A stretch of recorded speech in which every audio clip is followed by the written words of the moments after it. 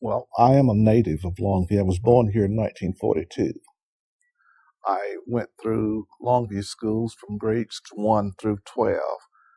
I finished high school in 1960, which was from the old black high school. Previously, it had been Longview Negro High School.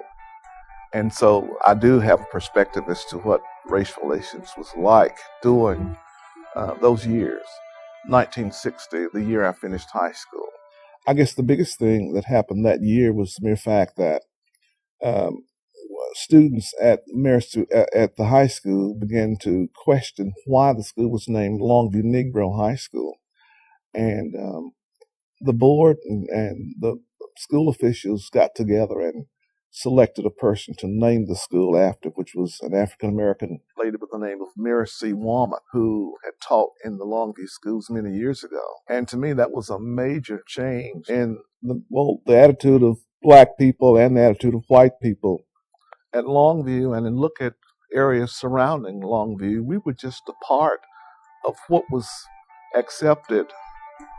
Separate but equal had been the rule, separate entrances and separate water fountains and separate restrooms. And these things began to change during the civil rights, the 60s and the 70s. Sadly crippled by the manacles of segregation and the chains of discrimination. For some, it was easy to accept. For some, it's very difficult to accept. The principle that all men are created equal.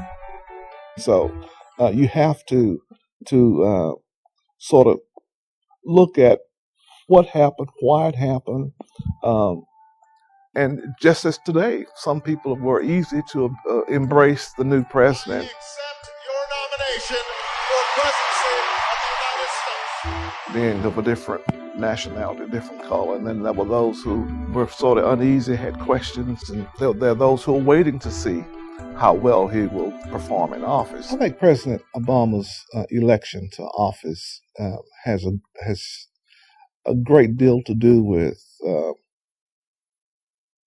how far we've grown in terms of race relations. 4 years ago.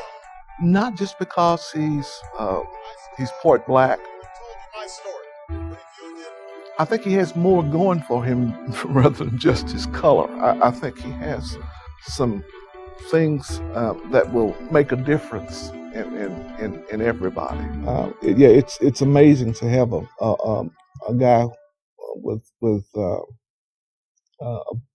Barack Obama's color to be president. But I happen to look at people for what they can offer more than anything else. What does he bring to the table? And I think if every American would look at the president and every president from that same perspective, regardless of the color, it would make a difference. We've come a long ways in terms of representation of color. Race has a lot to do with a lot of things, but I don't think it should drive the country, nor the states, nor the cities. But we should be able to look at people and deal with issues regardless of color. They will not be judged by the color of their skin, but by the content of their character. I have a dream today. Yeah, I think we can progress nationwide. I really see that as something that we're constantly working toward. We're not where we need to be, but we're getting there. And I think through time, we'll get where we need to be. in America, our destiny is inextricably linked.